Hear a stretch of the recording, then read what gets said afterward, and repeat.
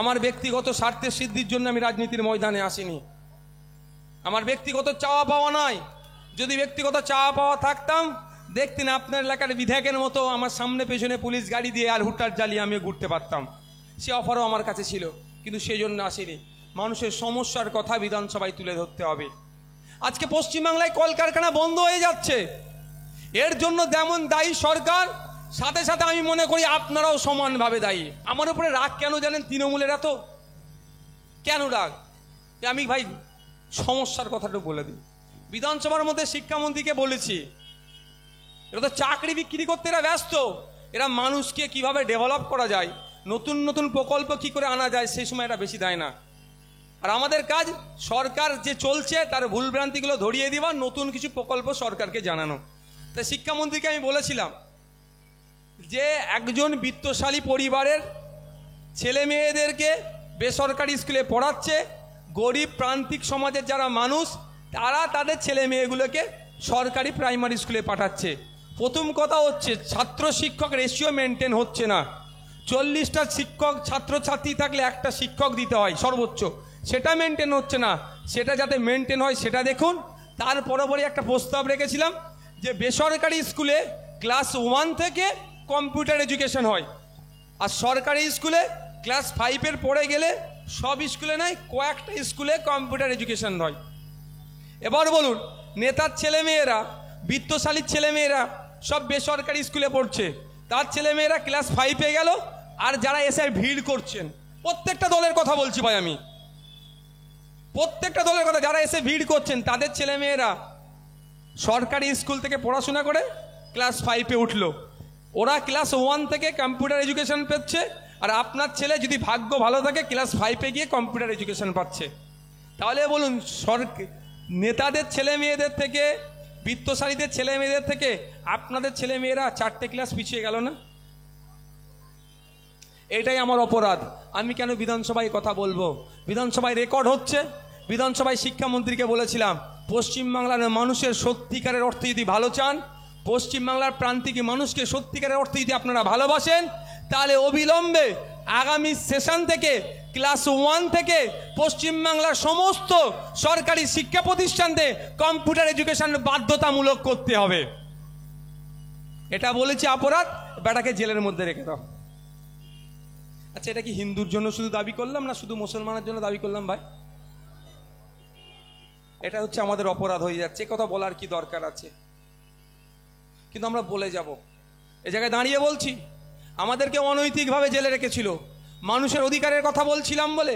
তবে একটা কথা, মানুষের অধিকারের জন্য বলার জন্য আমাদেরকে যে জেলে রেখেছে, আমি তো প্রস্তুত আছি, বিশ্ববিদ্যালয় নিশ্চয়ই প্রস্তুত, যেহেতু আছে অনেকজন জেল খেটেছে, এখানে 3 জন আছে, ওখানে একজন, 4 জন আছে। যদি একবার নয় 100 বার আমাকে জেলে দেয়, মানুষের অধিকারের জন্য আমি 100 বার জেলে যেতে প্রস্তুত আছি। একটু সচেতন হয়ে যান, চোর ডাকাত ধরে ফেলবেন। বলছে আমাদের সরকারের নিচ্ছেন আর আমাদের সরকারের ভোট দেবেন না বলে কটূক্তি করে না অনেক সময়। তো প্রশ্ন আমার, মমতা ব্যানার্জির কি ট্যাক্সাল আছে? হ্যাঁ, অভিষেক ব্যানার্জির কি ওই আপনার কালীঘাটে 2টো ফ্ল্যাট বিক্রি করে, শান্তিনিকেতনের একটা অংশ বিক্রি করে আপনার মেয়ের জন্য যে কন্যাশ্রীর টাকা দিচ্ছে নাকি? এই 500,000 যা দিচ্ছে, মমতা ব্যানার্জি টালির চালার ঘরে যে এসিটা আছে খুলে বিক্রি করে দিচ্ছে নাকি ভাই? একটু রিয়াকশন দেবেন। কোথা থেকে আসছে একটু জেনে নেন। আমরা সকালে ঘুম থেকে ওঠা থেকে ঘুমানো পর্যন্ত যেগুলো ইউজ করি, যা অ্যাক্টিভিটি করি, প্রতিটা ক্ষেত্রে আমরা ট্যাক্স দিই। প্রতিটা ক্ষেত্রে ট্যাক্স দিই। আমরা ঘুম থেকে উঠে পেস্ট ব্রাশ ইউজ করছি না, ওতে ট্যাক্স দিচ্ছি। চাল কিনছি, তাতে ট্যাক্স দিচ্ছি। যা করছি মোবাইলে, এখন তো না, ঘুম থেকে উঠলে আগে মোবাইলটা দেখতে হবে, বাকি অন্য জিনিস আগে মোবাইলে দেখতে হবে কি আছে ব্যাপার সারাদিন। মানে এতক্ষণ মোবাইল বন্ধ ছিল, কি আপডেট আছে, যে মোবাইলে রিচার্জ করছি, যে ডেটাটা পেচ্ছি, সেখানেও ট্যাক্স দিচ্ছি। সারাদিন যা করছি আমরা প্রত্যেকে এতে ট্যাক্স দিচ্ছি। আমরা দেশকে 2 ভাবে ট্যাক্স দিই। নির্দিষ্ট স্কেলের ওপরে কারো অর্থ হলে সে ট্যাক্স দেয়, আর আমরা যেগুলো কিনছি সেগুলোতে প্রত্যেক থেকে ট্যাক্স দেওয়া হচ্ছে। এই যে মাইকটা বাজাচ্ছে, হয় কারেন্টের পারমিশন করেছিল, নালে জেনারেটারে করেছে। কারেন্টের পারমিশন করলে ওখানেও ট্যাক্স দিয়েছি পারমিশনের জন্য, আর যদি জেনারেটারে ডিজেল কিনে সেখানেও আমরা ট্যাক্স দিয়েছি। এটা ছোট্ট উদাহরণ সহকারে বলছি। এটা পানির বোতল, এটা মার্কেট প্রাইস কত? 10 টাকা। কি করে আমরা জানলাম? এখানে এমআরপি লেখা আছে, তাই তো? এমআরপি লেখা থাকলেই জানি, বা যে জিনিসের কত দাম এমআরপি লেখা থাকলে আমরা এমআরপি লেখার ওপরে দামটা দিয়ে দিই। এর বেশি তো দেবো না, বরঞ্চ চেষ্টা করি কীভাবে কমানো যায়। বেশ ভালো কথা, ওই চিন্তা ভাবনা থাকা ভালো, কীভাবে কমানো যায়। বেশি দেওয়ার কোনো প্রশ্নই আসছে না। এমআরপির নিচে একটা ছোট্ট করে লেখা থাকে, এমআরপিটা যত বড় লেখা থাকে কিন্তু তারপরে কথাটা ছোট্ট করে লেখা থাকে, inclusive of all taxes. Inclusive of all taxes. আমি গ্রামের ছেলে, আমি গ্রামের একদম মাচার ভাষাই বলছি, সমস্ত ধরনের ট্যাক্স দিয়ে 10 টাকা। তাহলে এতে আমি ট্যাক্স দিলাম না একটু বলুন ভাই। এই ট্যাক্সটা কোথায় যাচ্ছে? জিএসটি আসার পরে একটা অংশ 50% চলে যাচ্ছে সেন্ট্রাল গভর্নমেন্টের কাছে, আর 50% স্টেট গভর্নমেন্টের কাছে। এতে যদি 10% ট্যাক্স হয়, তার 5% মানে 10%-এর 50% চলে যাবে সেন্ট্রালে, আর 50% স্টেটে থেকে যাচ্ছে। তো এই ট্যাক্সটা কি হচ্ছে? কন্যাশ্রী, রূপশ্রী, বিভিন্ন প্রকল্পের নাম দিয়ে আপনার বাড়িতে আসছে। আর কেন্দ্রেরটা ওই আবাস যোজনা, 100 দিনের কাজ, বিভিন্ন প্রকল্পের নাম দিয়ে আসছে। তাহলে বলুন, তৃণমূলী যে বন্ধুরা বলছে আমাদের সরকারের নিচ্ছিস আর আমাদের সরকারের বদনাম করছিস, প্রকল্প কেড়ে নেবো, আজকের পর থেকে উত্তর তাকে দেবেন তো? আমি বেশি কিছু বলবো না, আপনার জেলার এলাকার বিধায়ক মন্ত্রী, শুধু একটা কথাই তাকে বলে যাব। আজকের পর থেকে এটা শোনার পরে যদি কোনো তৃণমূলের বন্ধুরা আপনাদেরকে এটাকে বলে কটূক্তি করে, আপনারা বলবেন, এই শোন, চুপ কর, আমাদের রাজ্যের খাদ্যমন্ত্রী তথা মধ্যমগ্রামের বিধায়ক যে গাড়িটা চেপে ঘোরে, সেই গাড়ির পেট্রোল বা ডিজেল আমাদের টাকাতে ভরে দিয়ে। বেশি বকলে গণতান্ত্রিক প্রক্রিয়াতে তাকে ওই গাড়ি থেকে নামিয়ে অন্যজনকে বসাবো। পারবেন তো বলতে? আরে আপনার টাকাতে হয়, আপনার টাকাতে মন্ত্রীর গাড়ির পেট্রোল ডিজেল চলে, আপনার টাকাতে মন্ত্রী যে বডিগার্ডগুলোকে নিয়ে চলছে, পুলিশগুলোকে, তার মাইনে চলে আপনাদের টাকাতে। বরঞ্চ মন্ত্রীর যে দায়িত্ব সে সঠিকভাবে পালন করতে পারছে না, আপনাদেরকে সেই প্রশ্ন তুলতে হবে।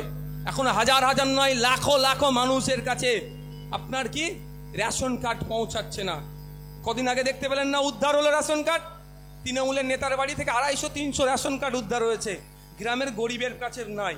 কারণ এর জবাবদি কাকে দিতে হবে? আমি দেবো না খাদ্যমন্ত্রী দেবে?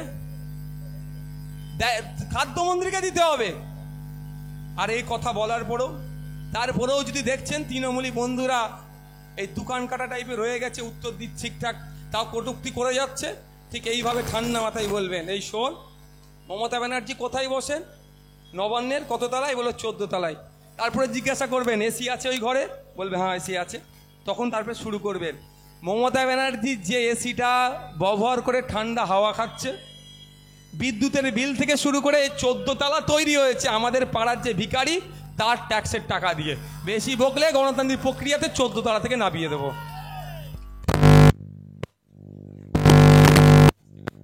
সেই কেসে আমাকে 42 দিন রেখেছে। আর মমতা ব্যানার্জির বিরুদ্ধে যদি এত বড় কথা বলি, আমাকে কতদিন রাখবে জেলে? বুঝতে পেরেছেন? বুঝতে পারছেন না? আমার নামে অভিযোগ দিয়েছিল আমি নাকি পুলিশকে মারতে বলেছি, আমি গালাগালি দিয়েছি। যেদিনকে আমি চার্জশিটটা পেয়েছিলাম না, আমি 5 পেজ উল্টে দেখছিলাম, এই প্রায় 200-250 পাতার চার্জশিট ছিল। ম্যাক্সিমাম জায়গায় লিখেছে পুলিশ অমুক, আমি নাকি বলেছি পুলিশ অমুকের ছেলে, অমুক হ্যান ত্যান, এদেরকে এই করে দে। সত্যি বলছি, আমি পড়ছিলাম আর জেলের মধ্যে খুব হাসছিলাম। আমি একা ছিলাম, একটা ছেলে, খুব হাসছিলাম। যারা সিকিউরিটি, যারা গার্ডে থাকে, তারা বলছে আপনি তো হাসছেন কেন? আমি বলছি ভাই, পুলিশ নিজেকে নিজেই স্বীকার করছে তারা অমুকের ছেলে। দেখো এরা এরা লিখেছে ওরাই বলছে নওশাদ সিদ্দিকী নাকি বলেছে আমরা অমুকের ছেলে। আমি তো বলিনি, তাদের মনের কথা ওরা নিজেরাই লিখে দিয়েছে। বুঝতে পারছেন না তো? এই প্রসঙ্গে যাচ্ছি না। আজকের পর থেকে যদি কেউ বলে, উত্তর দিতে পারবেন তো? এইটাই আমরা চাইছি। যথাযথ জায়গায় যথাযথ উত্তর দিতে হবে, মুখ খুলতে হবে। আজকে মুখ না খোলার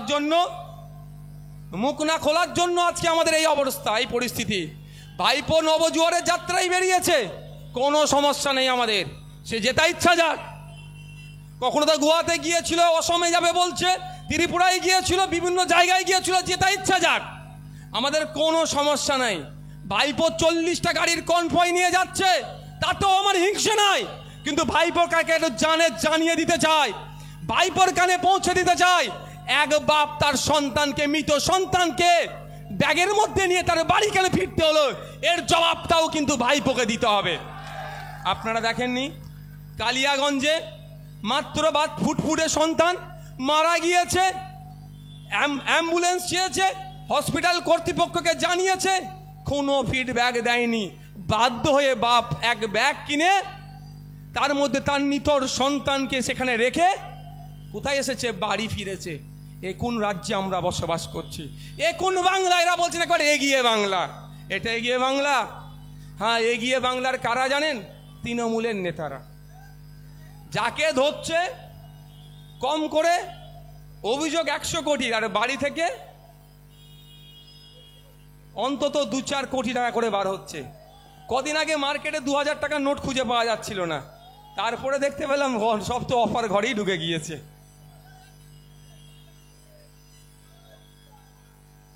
তো ভাই,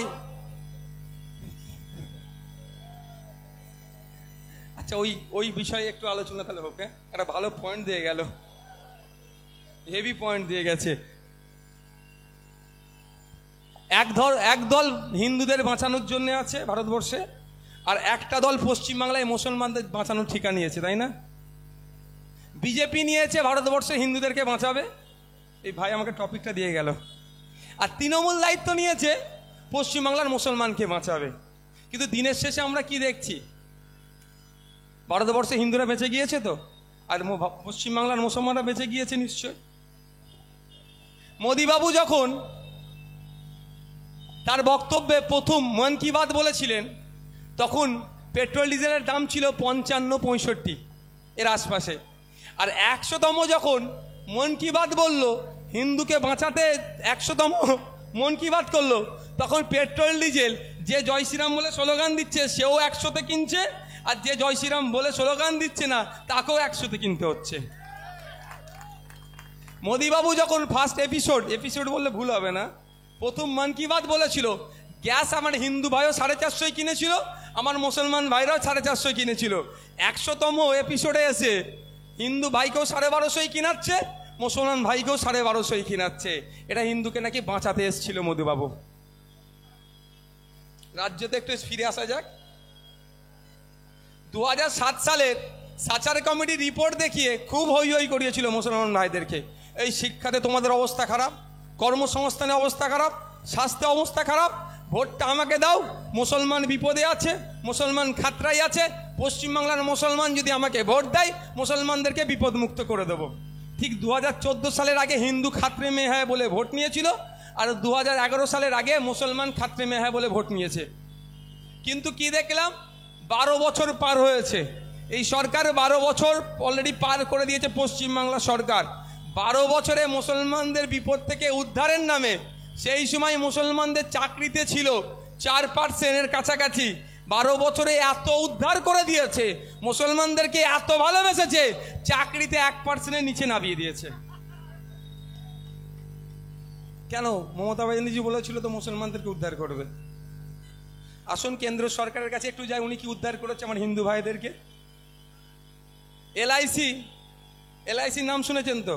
মুসলিম সম্প্রদায়ের কাছে অবৈধ, তারপরও খুব বেশি হলে 5% মানুষ এলআইসি করে, আর বাকি 95% কোন সম্প্রদায়ের মানুষ?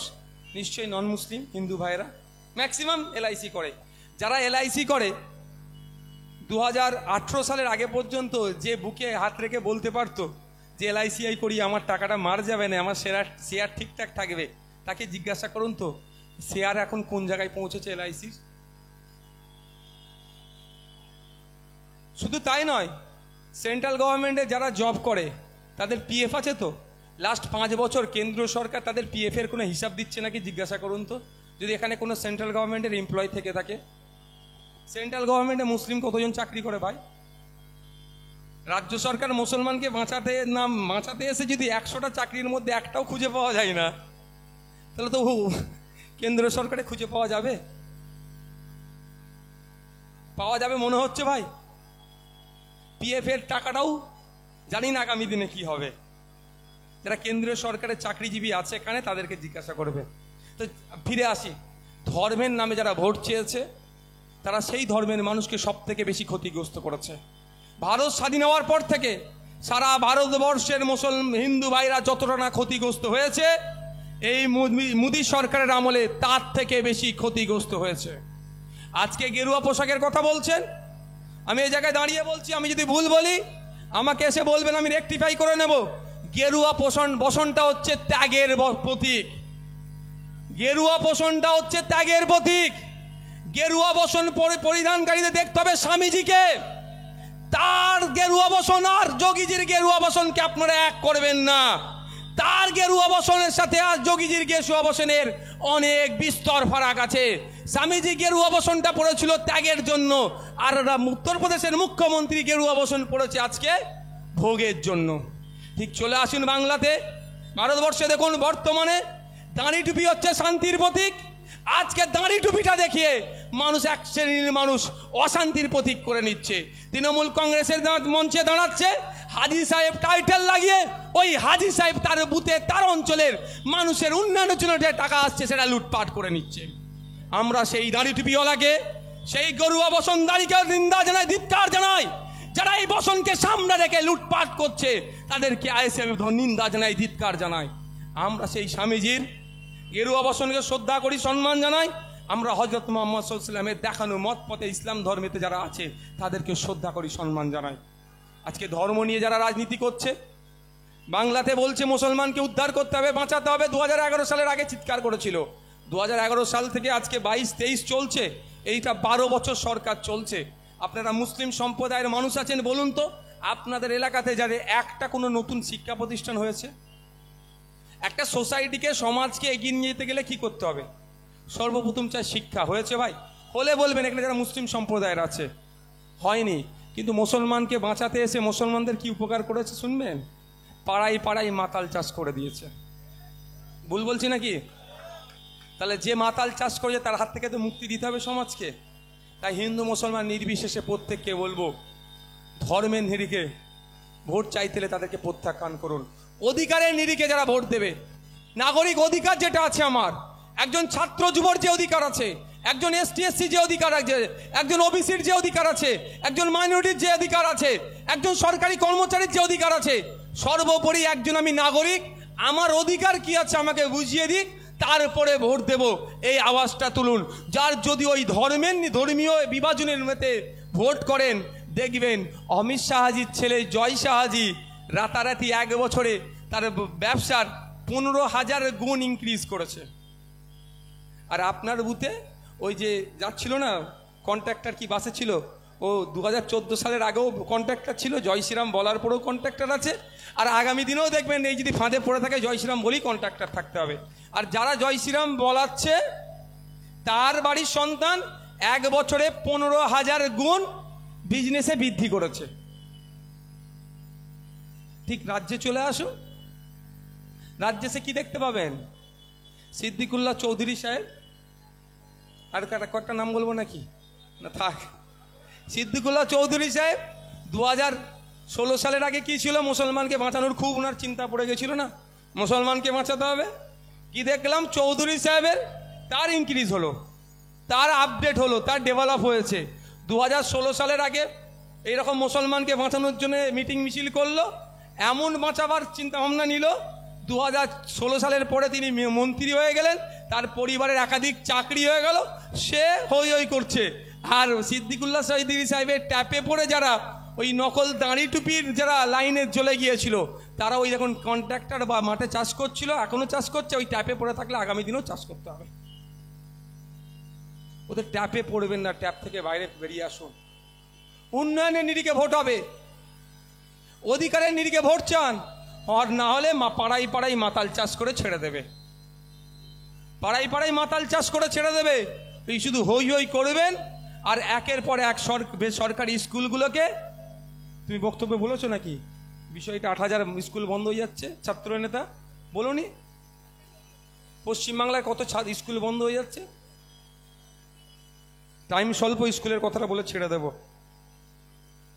পশ্চিমবাংলাতে 8,000-এর ওপর স্কুল বন্ধ হয়ে যাচ্ছে। কার লাভ হবে কার লস হবে ভাই? কি মনে হয় আপনাদের স্কুল বন্ধ হয়ে গেলে লাভ হবে কার লস হবে? সরকারি স্কুল বন্ধ হয়ে গেলে কার হবে? এই আপনাদের যারা এই বক্তব্য শুনছেন তাদের লস হবে, লাভ আমাদের লস হবে না। আমরা নেতা তো, আমাদের লস হবে না, কারণ আমি আমার ছেলে মেয়েকে তো বেসরকারি স্কুলে পড়াচ্ছি। লস আপনাদের হবে। ওই যে যাচ্ছিল না স্লোগান দিতে দিতে, ওর লস হবে বেসরকারি স্কুল বন্ধ হয়ে গেলে। সুকৌশলে সরকারি স্কুলগুলোকে বন্ধ করে দিচ্ছে মেধাকে আজকে যাতে বিক্রি করা যায়। এবারে উচ্চ মাধ্যমিকে ফার্স্ট সেকেন্ড হয়েছে, যদি এই ধরনের সরকারি স্কুল বন্ধ হতে থাকে দেখবেন দুটো গরিব বাড়ির সন্তান আর আগামী দিনে রেজাল্ট করতে পারবে না। তাকে শিক্ষা পরিষেবাটাও নিতে হবে, শিক্ষা ব্যবস্থাটাও তাকে অর্থের বিনিময়ে নিতে হবে। এই জায়গায় এগিয়ে যাচ্ছে।